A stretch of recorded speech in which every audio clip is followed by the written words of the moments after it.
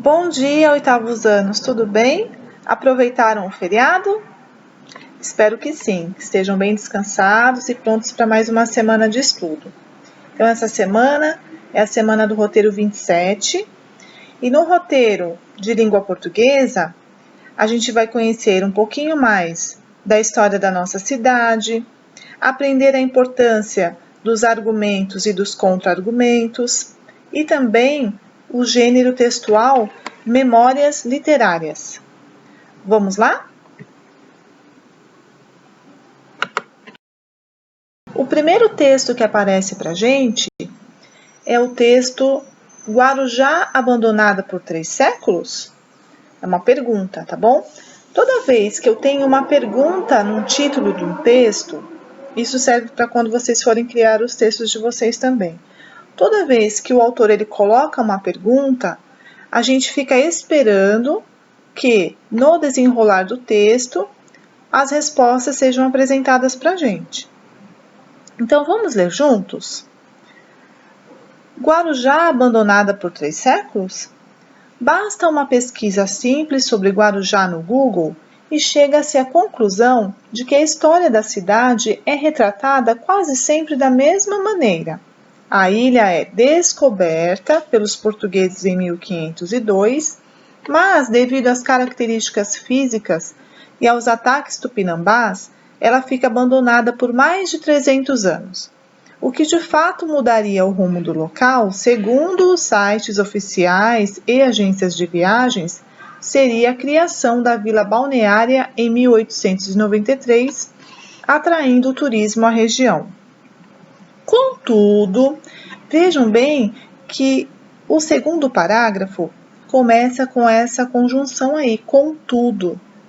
Contudo, mas, porém, todavia, essas conjunções adversativas, elas dão uma ideia de que foi passada uma imagem, uma informação, mas vai vir, o texto vai trazer uma ideia contrária, tá bom? Então, contudo, o grande problema desta interpretação é que nela não se dá o espaço devido à relação dos tupiniquins com a ilha de Guaibê, Guarujá, que deram nomes a lugares como Itapema, Perequê, Pernambuco e Guarujá, antes da chegada do português.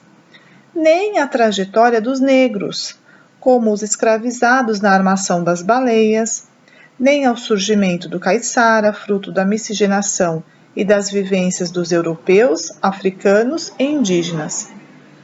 Esta formação não se deu da noite para o dia, mas foi resultado de um processo que durou séculos aqui na ilha. E hoje existem muitos documentos que permitem enxergar Guarujá não mais como este quase vazio, mas como um espaço que sempre foi ocupado por famílias ligadas à pesca e à agricultura, que tiveram um importante papel no abastecimento da Vila de Santos. Portanto, então aí tem mais uma conjunção que indica uma conclusão, né?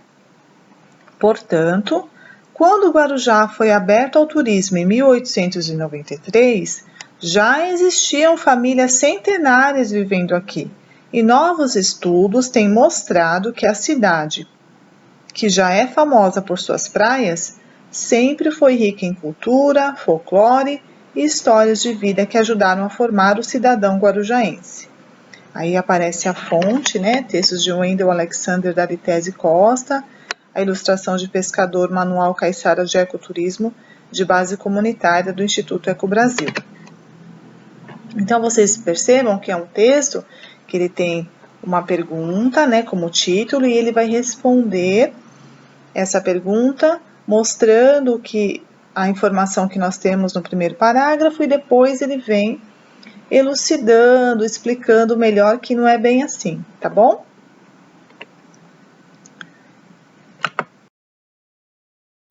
Então, toda vez que eu quero expor um ponto de vista, provando algo ou contestando algo, eu tenho que usar os argumentos. Então, argumentos são fatos, elementos bem fundamentados que explicam por que se defende uma tese, um ponto de vista, ou por que eu combato aquela tese. Ao se defender que Guarujá é a pérola do Atlântico, é preciso dizer o porquê se acredita neste título de pérola do Atlântico. Esses porquês são os argumentos. Então, vejamos. Guarujá recebe o título de pérola do Atlântico porque... Pronto, agora eu vou apresentar os argumentos. Porque possui praias lindíssimas, algumas ainda pouco alteradas pelo homem, como Prainha Branca, Prainha Preta. Aí foi apresentado o argumento que justifica o título Pérola do Atlântico para a nossa cidade. Então, os argumentos são como eu defendo a minha ideia ou o contra-argumento quando eu combato uma ideia. Agora é a hora de vocês encontrarem os argumentos presentes no texto. Pergunta 1. O que se levou a acreditar que Guarujá teria ficado abandonada por 300 anos? Pergunta 2. O historiador apresenta argumentos que expõem fatos importantes para rebater que Guarujá não ficou abandonado por 3 séculos. Quais são esses fatos? Quais são esses argumentos? E a terceira pergunta. Segundo o texto, o caiçara tem grande importância na formação do guarujaense. Assinale a alternativa correta sobre os caiçaras. Então, os caiçaras são os portugueses, os caiçaras são a miscigenação entre africanos e indígenas, os caiçaras são a miscigenação entre europeus e africanos, ou são a miscigenação entre europeus, africanos e indígenas. Procurem no texto os argumentos, os contra-argumentos e a definição de caiçara. Agora vamos para uma segunda parte do roteiro 27. Você vai ler agora um trecho do livro do alemão Hans Staden, que serviu aos portugueses no Forte São Felipe no século XVI, na estrada Guarujá-Bertioga. Ele tinha a missão de atacar de canhão os indígenas tupinambás que passavam de canoa por ali, até que foi capturado por eles. Leiamos um fragmento do seu livro.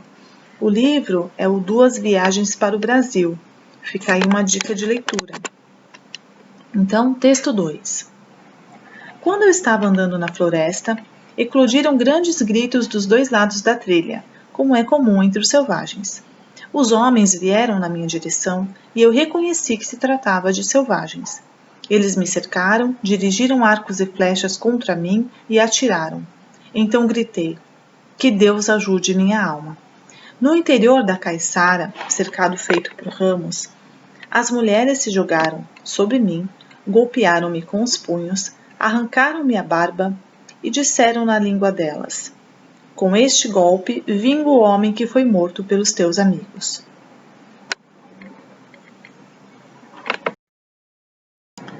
O livro de Hans Staden é uma memória literária. Este gênero pertence ao tipo narrativo, ou seja, a habilidade de narrar, de contar histórias. Essa narrativa pode também ser ficcional, uma criação imaginária, ou real. Daí lembremos também que essa memória pode ser narrada tanto em primeira pessoa, caso o autor conte uma experiência que ocorreu com ele, quanto em terceira pessoa, caso o autor narre nas palavras dele as memórias de fatos ocorridos com outra pessoa.